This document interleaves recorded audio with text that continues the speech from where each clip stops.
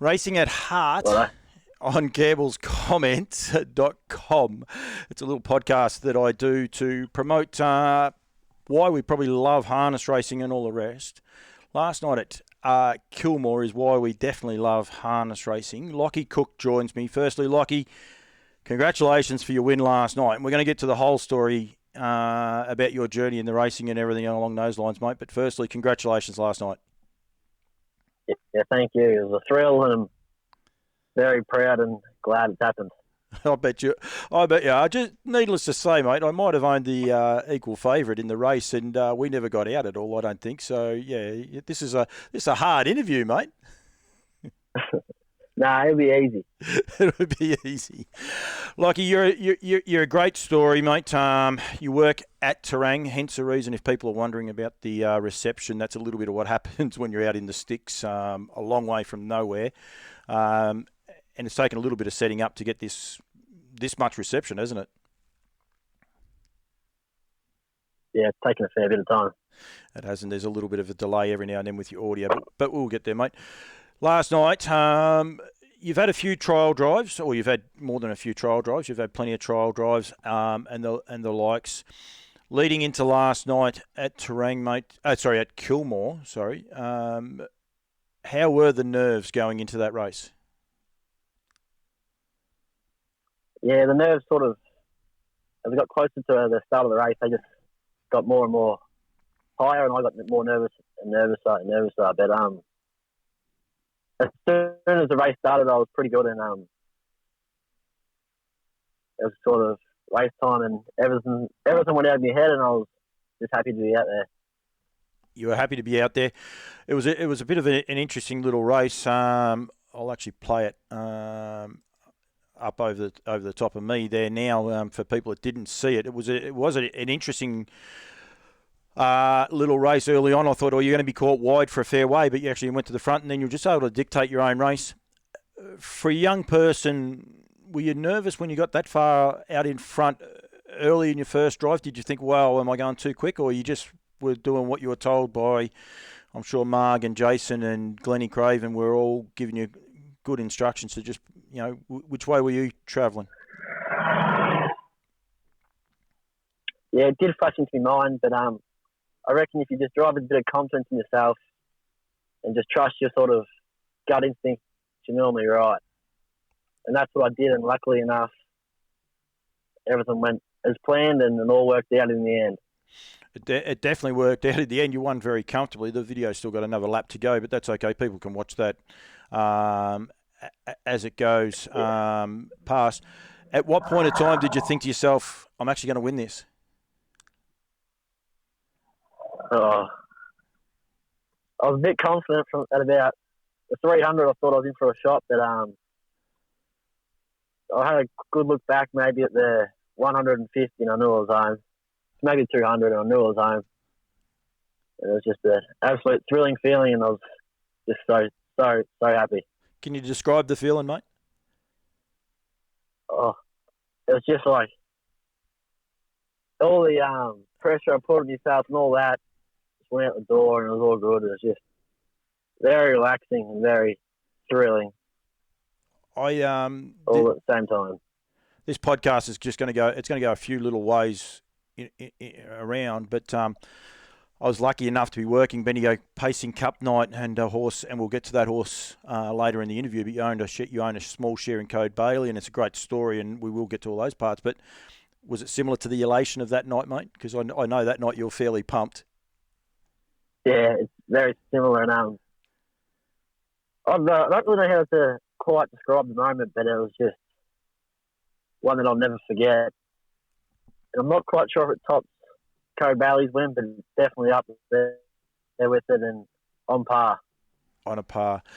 One of the great things, mate, you've just gone across the line there, but I think one of the great things, our little horse belittled, I don't know if he's got out of his pocket yet. It was incredible that he couldn't get out at all. But Chris Elford could have pulled up and turned around at the gate because, he was 20, 30 metres behind. I think he was actually more than that behind you.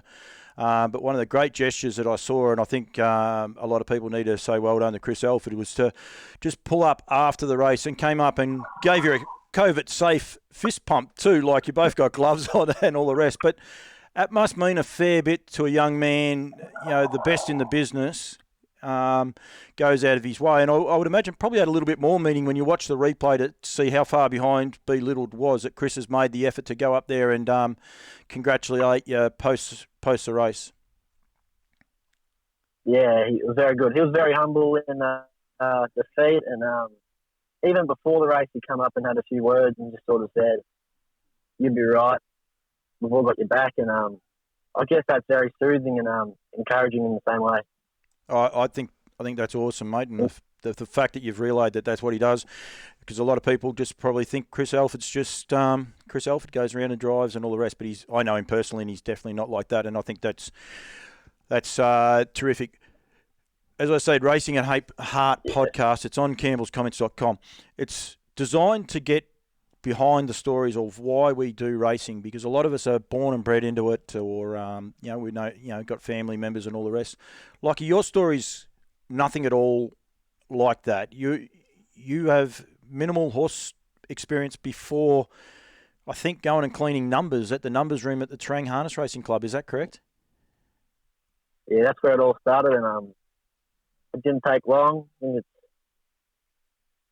it's probably about 4 years since I started working at the numbers room, but it's now been probably 2 years since working at the Lees, and I can't believe it. I've already driven the first winner. How did you come to work at the numbers room? Like, how did that start? Like, it's an unusual job for a young man. Yeah, it was. I reckon it might have been. I was definitely through Claire Payne and Paul Bailey, but I don't really know how it all happened. But I just sort of got there, rocked up, and I was working with this elderly fellow called Max for a fair while, and then he gave it away, and then it was just me and a mate in there, and we loved it. Loved having a punt while cleaning the numbers, and that's sort of what helped grow the love of the game. And then, did you form an association with Jason and the boys, or how did you take the next step and end up out at Marg's helping out there? Yeah, that definitely grew a friendship with Marg and the boys especially, and then I heard through another friend that they always need work done out there. You just broke up there.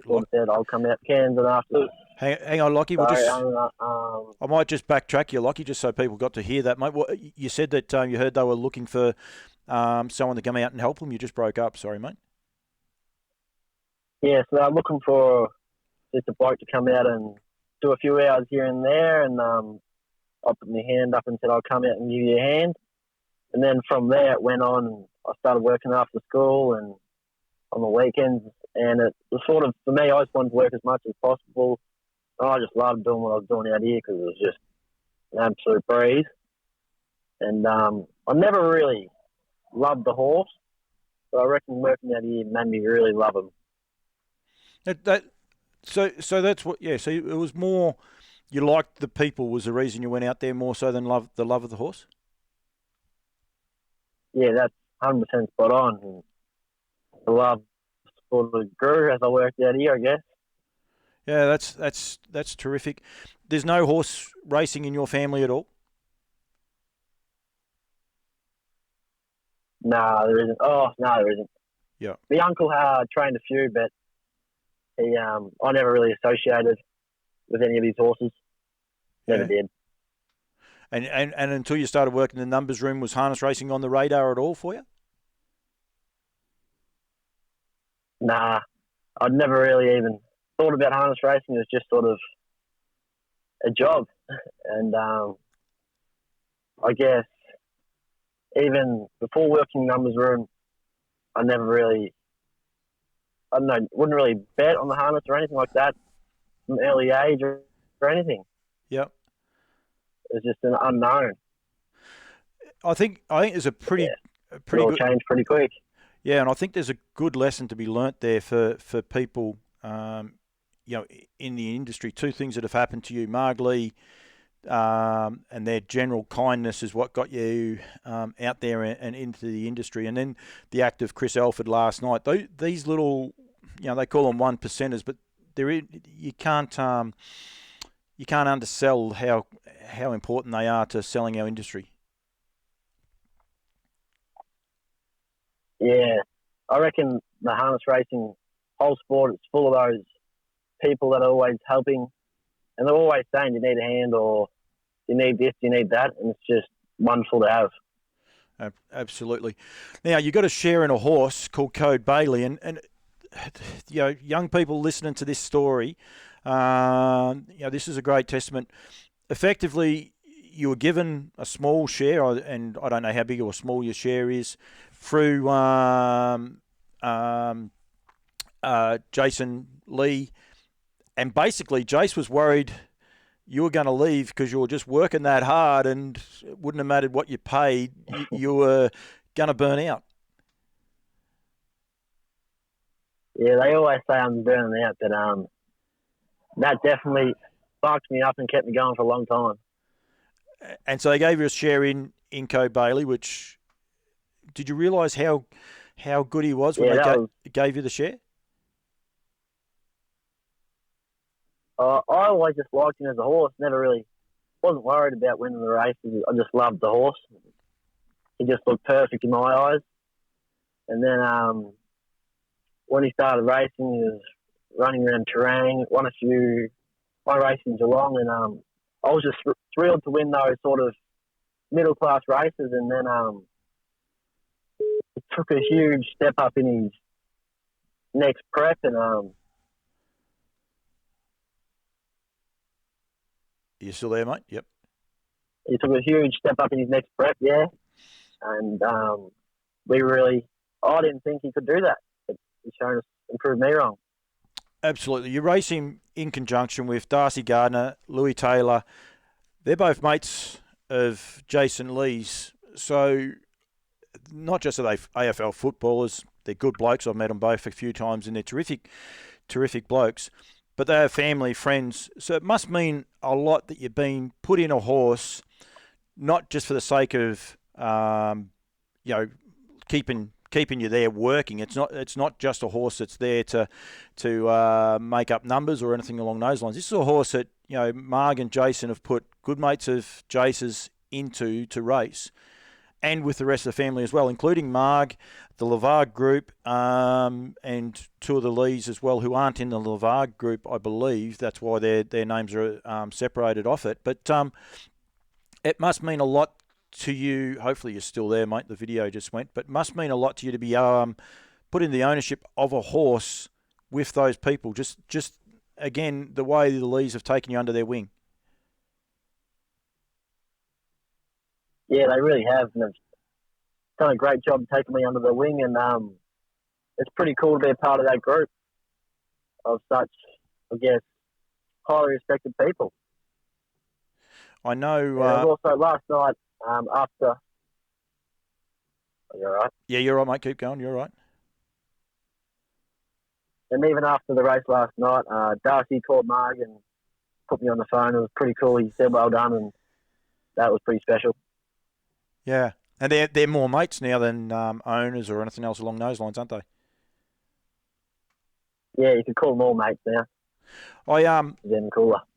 I was fortunate enough to be Bendigo Cup night and be there, and you were an extremely shy person. You weren't keen on getting out onto the track and get your photo taken. I did an interview with you afterwards, and I'm surprised you're still not smiling. I mean, you smiled that night after taking out the Bendigo Cup. You could just clearly see on your face the elation. It was just, it was brilliant. It was raw and it was brilliant. And I think you were extremely overwhelmed. Yeah, I was. And as I said, that's probably been one of the best moments and feelings of my life. And every time I think of that, it always brings a smile to your face. So it's good. What about the Terang Cup? Like I was lucky enough to be there that night. He was expected to win that one. I mean, I think he was in the market in the Bendigo Cup, but he was expected to win the Terang Cup and dominate like he did. And the rest, But the thing I remember clearly was everyone out on the track post the race. And when I say everyone, I mean everyone. There was heads on them like mice. They were everywhere. The Lees and all the rest. Did you stop and just sort of look and say, "Wow, I'm a part of this family, this group that from afar, so they seem to have a lot of fun." Yeah, I do stop and think about that at times. It's pretty special to be part of such a large but special group, and they're just done a lot for me, and I can never really repay them. No, I think you're a great story, mate. He went to the Miracle Mile. That would have been a buzz just having a horse in a Miracle Mile. You wouldn't even know what the Miracle Mile was 3 years ago. Yeah, no, I wouldn't have had a clue what it was. But there I was, watching the race, hoping we'll go all right, and he went well. He went terrific. What about tomorrow night? He's in the Smoking Up Sprint. How is he? I mean, there's a lot of talk that he's probably going to need a run or two, but how is he, mate? You run a kind eye over him. We're half an hour up, going late because you're too busy brushing him. You had to put him away in his box. How does he look? Got to look after the king. Yeah, he looks top notch. I would say he looks 90%, which is good. But he keeps getting better with the more work he's doing. But I'm not too sure what Mark and Jason are thinking about tomorrow night. I just sort of leave that to them, and that's their department. Mate, you worry about putting him on the track looking good, which I know you always do, and I'm sure the little rock star, he'll have everything sorted out on the track. It's a good combination. Kiang, Jackie, like a lot of the times when young blokes get a drive on a horse, they send them out there to learn as their craft as they go around. Before you drove her last night, mate, she'd had 11 starts for 4 wins and 2 seconds, 2/3. And like she contested the New South Wales Breeders' Challenge. They took it to New South Wales and the rest. Did you actually pinch yourself when they said you're going to be able to drive, a filly like this, let alone a filly like this in your first race start, but even just to get a drive on a horse like that's what a lot of young blokes out there strive to do. Yeah, I definitely pinched myself, and I knew no matter what field was going to be, that she's going to be a top chance, and she's a really smart filly, and I'm very grateful that Marg has given me the opportunity to drive her, and I'm glad I got it to win for her. Very good. Lochie Cook, mate, I absolutely appreciate you giving me the time. You can tell everyone they can go to campbellscomments.com and listen to the podcast if they like afterwards. And I won't edit it in any way because, I mean, it's a little bit trying. But post-COVID, mate, hopefully we can sit down and I'll put the camera on you properly and we'll have a good chat. But I definitely appreciate your time. We got another drive coming up soon? Nah, not yet. Nothing in the book. So we just wait and see.